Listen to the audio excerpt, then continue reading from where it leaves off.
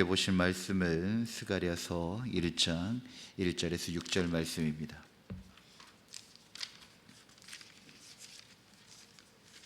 스가랴 1장 1절에서 6절 말씀입니다. 하나님의 말씀을 한 절씩 교독하겠습니다.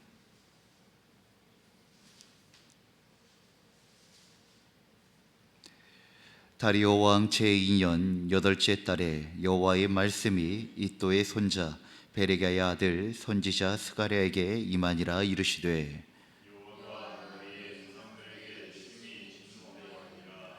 그러므로 너는 그들에게 말하기를 만군의 여호와께서 이처럼 이르시되 너희는 내게로 돌아오라. 만군의 여호와의 말이니라. 그리하면 내가 너희에게로 돌아가리라. 만군의 여호와의 말이니라.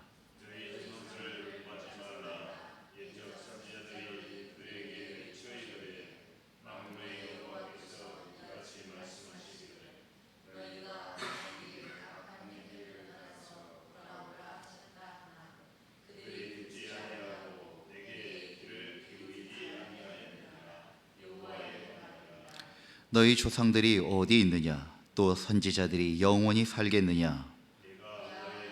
선지자들에게 명령한 내 말과 내 법도들이 어찌 너희 조상들에게 임하지 아니하겠느냐? 그러므로 그들이 돌이켜 이르기를 만군의 여호와께서 우리 길대로 우리 행위대로 우리에게 행하시려고 뜻하신 것을 우리에게 행하셨도다 하였느니라. 아멘. 사랑하는 성도님, 이틀간 스가랴의 말씀을 통독하셨는 줄 압니다. 오늘부터는 우리는 함께 스가랴의 말씀을 새벽에 이 시간을 통하여 묵상하고자 합니다. 스가랴서의 그 뜻은 여호와께서 기억하셨다라는 의미를 지닌 포로 귀환 후에 선지자의 이름으로 기록된 책입니다.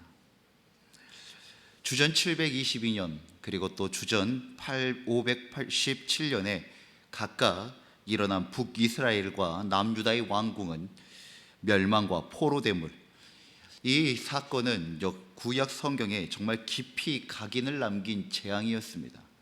왜냐하면 하나님께서 선택한 백성도 하나님의 말씀과 그 뜻을 떠나 하나님의 언약을 범하면 심판을 당한다는 그 메시지가 전달되어지고 이루어진 사건이기 때문입니다. 그렇게 북이스라엘과 남유다는 각각 아수르와 바벨론에 의하여 멸망합니다.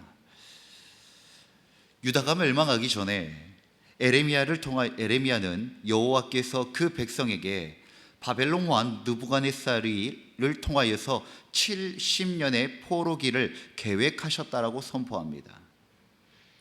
그리고 이스라엘은 약 70년간 바벨론에서 나라를 잃고 타향살이의 그 슬픔과 신앙의 위기를 겪게 되었죠.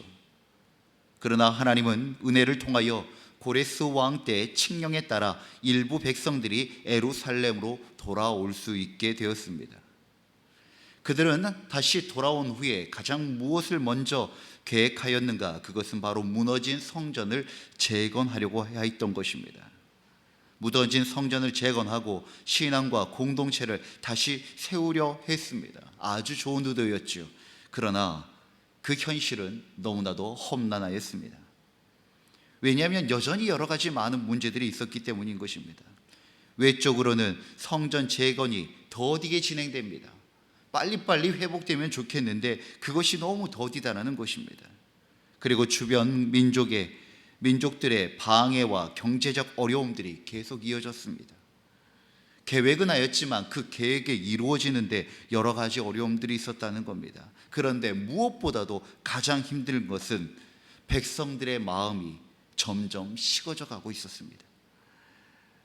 하나님을 향한 기대와 열심이 식어져가는 그 영적 침체가 찾아왔던 것입니다. 바로 그때 하나님께서 젊은 선지자 스가랴를 통하여서 내게로 돌아오라 라고 하는 하나님의 그 간절한 음성을 다시 한 번 더 선포하였던 것입니다. 단순한 과거의 회상이나 도덕적 충고가 아니라 지금 이 자리에서 진정한 영적 회복을 요청하시는 하나님의 부르심이 있다, 하나님의 초청이 있다라고 하는 그 주님의 마음을 절박하게 전하였던 것입니다. 이 말씀은 2500여 년 전 이스라엘 백성들에게 주셨던 것처럼 오늘을 살아가는 우리에게도 동일하게 다가오는 초청이고 하나님의 부르심입니다. 이 시간 포로 생활에서 돌아와 다시 하나님께로 돌아가야 했던 이스라엘 상황을 생각하며 하나님께서 오늘 우리 각자에게 어떤 회복과 결단을 요구하시는지 진지하게 묵상하는 시간이 되어지기를 소망합니다. 스가랴서는 포로 생활을 마치고 돌아온 이스라엘 백성에게 주어진 하나님의 메시지입니다. 그들은 오랜 세월 하나님을 떠나 살다가 무너진 성전을 다시 세우고 하나님과의 관계를 회복해야 했습니다. 오늘 본문은 그 회복의 첫걸음, 내게로 돌아오라는 하나님의 음성으로 시작됩니다. 이 시간 우리가 주님의 부르심에 어떻게 반응할지 진지하게 묵상하기를 원합니다. 본문은 두 가지 강렬한 메시지를 담고 있습니다. 첫 번째는 하나님은 과거의 조상들이 왜 실패하였는지, 즉 조상들의 실패를 기억하라고 하십니다. 2절 말씀입니다. 여호와께서 너희 조상들에게 심히 진노하였느니라. 우리는 우리나라의 과거의 아픈 역사를 기억하라라고 합니다. 세월호 사건의 때는 노란 리본을 달고 브릿지를 달면서 세월호 사건을 기억하라 하고, 또 이태원 사건을 기억해야 한다 하고, 또 5.18 사건을 기억해야 한다고 이야기합니다. 왜 굳이 아픈 사건을 자꾸 기억하라고 하는 것일까요? 우리는 우리의 과거를 돌아보면서 감사할 일, 좋았던 추억이 있었던 일, 그러한 것들도 기억해야 하지만, 그러지만 우리의 과거 안에 있는 실패도 반드시 기억해야 합니다. 왜 그렇습니까? 그것은 바로 그 실패가 동일한 이유로 반복되지 않아야 하기 때문인 것입니다. 조상들은 수없이 많은 선지자들의 경고를 무시했고 결국 하나님의 징계와 심판을 피할 수가 없었습니다. 그들은 하나님께로 돌아오지 않았고 자신들의 고집대로 살아가다가 결국 멸망의 길을 걷게 되었던 것입니다. 사랑하는 성도 여러분, 이런 넘어짐은 언제든지 우리 안에, 우리 시대에 일어날 수 있습니다. 세상이, 역사가, 그리고 또 상황이 내 중심으로 이루어지게 하려고 할 때, 자기 부인이 아니라 내 중심, 내 주권, 내 뜻, 내 생각, 내 이익, 결국 내가 주인 되려 할 때마다 언제든지 나타날 수 있는 그러한 상황과 역사와 사건이라는 것입니다.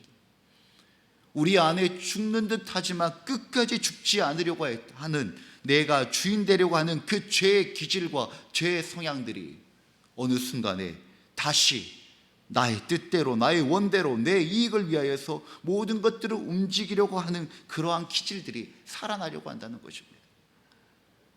그럴 때마다 이 구약의 믿음의 조상들이 얼마나 하나님 앞에 처절하게 무너졌는지, 그리고 심판당하였는지, 그러한 역사들은 다시 얼마든지 일어날 수 있다는 것입니다. 그렇기 때문에 주님께서 그때, 그리고 우리에게 다시 말씀하십니다. 너희들의 조상이 왜 진노를 당하였는지, 그때 그 시절 그 실패가 왜 있었는지 반드시 기억해야 한다.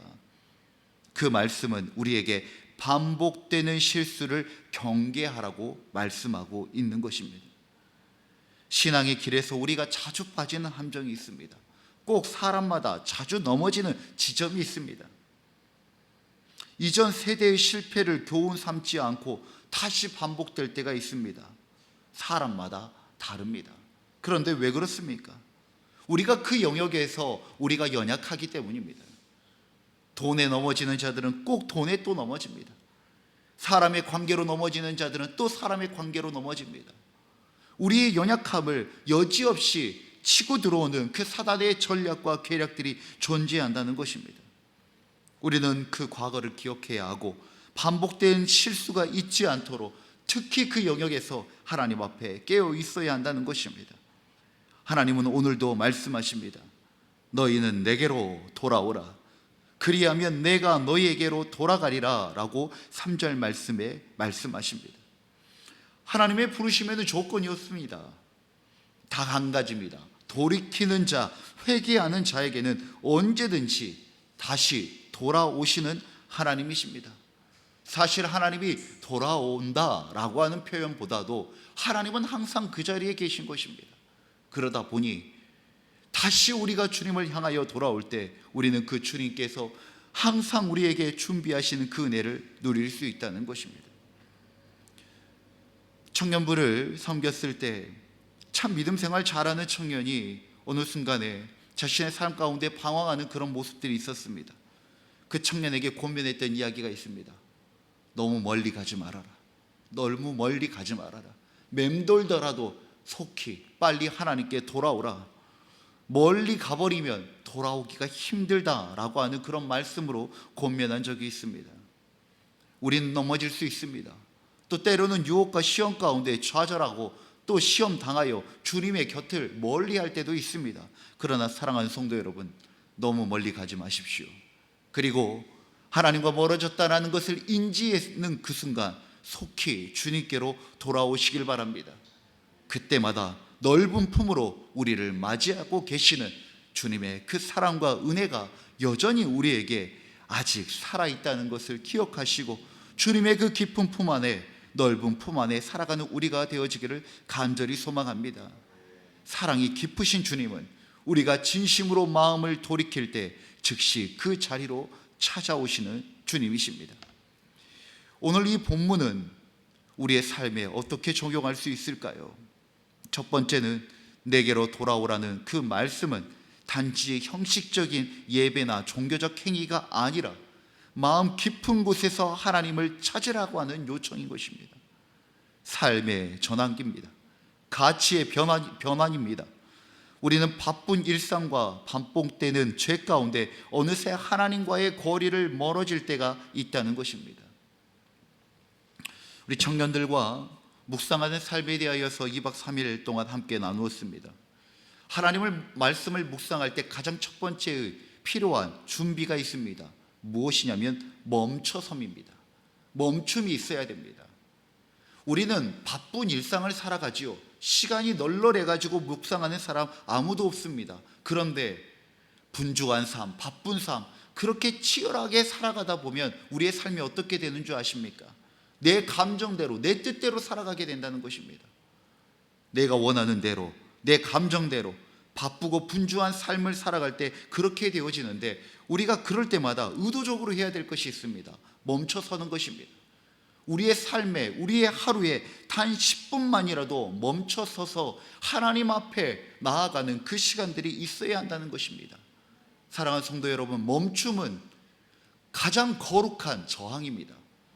멈춰서서 하나님을 바라본다는 건 하나님, 내 뜻대로 살지 않겠습니다, 내가 원하는 대로 살지 않겠습니다라고 하는 그 강력한 거룩한 저항이 바로 멈춰섬입니다. 주님은 그들에게, 또 우리에게 말씀하고 있는 것입니다. 너희의 뜻대로 너희가 주인 되어져 달려가는 그 삶을 멈춰서고 나를 바라보라, 나의 이야기를 들으라 라고 하는 그 멈춤의 영성, 그 그침의 영성을 요구하고 있는 것입니다. 사랑하는 성도 여러분, 하루에 단 10분도 좋습니다. 멈춰서서 하나님의 입술을 바라보고 주님의 마음을 느끼는 귀한 시간이 있기를 간절히 소망합니다. 둘째는 반복되는 죄와 실패의 고리를 끊으라는 도전입니다. 조상들이 듣지 않았던 하나님의 음성, 지금 나는 그 주님의 말씀에 귀 기울이고 있는지요? 하나님께서는 과거의 잘못을 반복하지 말고 오늘 새로운 순종으로 나아오라고 말씀하십니다. 과거에 넘어졌던 그 죄, 실패를 낳았던 그 고리들 과감하게 끊으시라는 것입니다. 조금 전에 말씀을 나눴던 것처럼 우리가 연약한 영역들이 있습니다. 왜 반복되면서도 학습되지 못하는 것일까요? 그것이 우리의 마음 안에 계속 그것을 소망하고 있기 때문인 것입니다. 그것을 주인 삼으려고 하는 우리의 욕심이 있기 때문인 것입니다. 그러다 보니 자꾸 그거에 매이는 것이죠. 사랑하는 성도 여러분, 죄의 씨앗은 그 모습도 과감히 버리셔야 됩니다. 생각도 버리시고 모양도 버리셔야 됩니다. 그냥 살짝 놔뒀던 것들이 어느 순간에 여지없이 우리의 삶과 심령을 침범해 들어오는 것을 우리는 너무나도 자주 경험합니다. 한 번 무너짐이 두 번 무너짐이 되지 않기 위하여 그것으로 하나님을 시험하려고 하지 마십시오. 살짝 더 보고, 그래, 나 저거 이길 수 있어, 나 저거 안 할 수 있어, 어디 한번 보자. 사랑하는 성도 여러분, 죄악의 모습을 가지고 하나님을 시험하려고 하는 어리석은 죄를 짓지 마시길 바랍니다. 이스라엘 백성들의 구약에서 넘어졌던 이유가 바로 그것이었습니다. 힘들 때는 온전히 하나님을 섬긴다고 했는데 좀 살만해지면 하나님과 함께 그 죄악된 것들을 살짝 곁들여 놓습니다. 그러다 보니 안식일은 주님을 찾지만 나머지 날은 자신의 욕망과 자신의 욕망이 투영되어졌던 우상을 섬겼습니다. 그런 걸로 하나님 시험당하며 큰일 납니다. 죄가 반복되지 않도록, 실패의 불씨가 살아나지 않도록 죄의 근원은 완전히 끊으시는 지혜로운 주의 백성들 되시기를 간절히 소망합니다. 셋째는 돌이키는 자를 기다리시는 하나님의 인내와 사랑을 믿으십시오. 우리가 무엇을 믿습니까? 말씀을 믿는 거죠. 그런데 그 말씀을 믿는 것은 말씀 안에 살아계신 하나님의 그 사랑과 긍휼과 구원의 약속을 믿는 것입니다. 주님은 우리를 정죄하는 것을 기뻐하지 않습니다.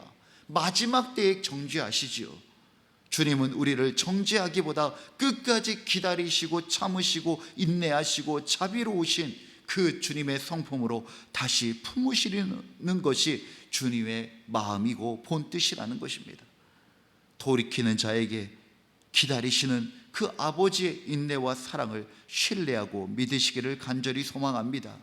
오늘 이 새벽 작은 회개의 기도라도 하나님은 기쁘시게 받으십니다. 사랑하는 성도 여러분, 오늘 본문의 말씀을 따라 우리의 마음을 점검하고 하나님께 다시 돌아가는 결단이 있기를 간절히 소망합니다. 과거의 실패와 연약함에 머무르지 않고 오늘 세상을 새롭게 시작하시는 하나님의 부르심에 순종하기를 원합니다. 또한 우리도 이 주님의 성품을 담기를 원합니다. 주님께로 다시 돌아오는 자에게, 주님의 은혜를 다시 구하는 자에게 언제든지 큰 품으로, 주님의 품으로 끌어안아 맞이할 수 있는 우리가 되어지기를 간절히 소망합니다. 율법주의와 정죄함을 통하여 영혼을 해치는 것이 아니라 주님의 마음으로 끝까지 한 영혼을 품을 수 있는 우리 모두가 되어지기를 간절히 소망합니다. 주님께서 오늘 우리에게 말씀하십니다. 내게로 돌아오라, 그리하면 내가 너희에게로 돌아가리라 하는 이 말씀 붙들고 각자의 삶에서 하나님을 멀리했던 마음과 생각, 습관을 내려놓고 온전히 주님께로 향하는 기도를 드리기를 간절히 소망합니다. 기도하겠습니다. 하나님 아버지, 오늘도 저희를 이 새벽에 깨워주시고 말씀으로 다시 부르시는 은혜에 감사드립니다. 바쁜 삶 속에 주님을 멀리했던 저희의 마음을 용서하여 주시고 반복된 죄와 연약함을 끊고 오직 주님께로 돌이키는 은혜를 허락하여 주옵소서. 우리의 작은 회개와 순종을 기쁘게 받아주시고 오늘 하루도 주님과 동행하는 삶이 되게 하여 주시옵소서. 우리 주 예수 그리스도의 이름으로 기도드립니다. 아멘. 주님이 가르치신 기도로 예배를 마치겠습니다. 하늘에 계신 우리 아버지, 아버지의 이름을 거룩하게 하시며 아버지의 나라가 오게 하시며 아버지의 뜻이 하늘에서와 같이 땅에서도 이루어지게 하소서. 오늘 우리에게 일용할 양식을 주시고 우리가 우리에게 잘못한 사람을 용서하여 준 것 같이 우리 죄를 용서하여 주시고 우리를 시험에 빠지지 않게 하시고 악에서 구하소서. 나라와 권능과 영광이 영원히 아버지의 것입니다. 아멘. 우리의 기도를 주님께 올려드립시다.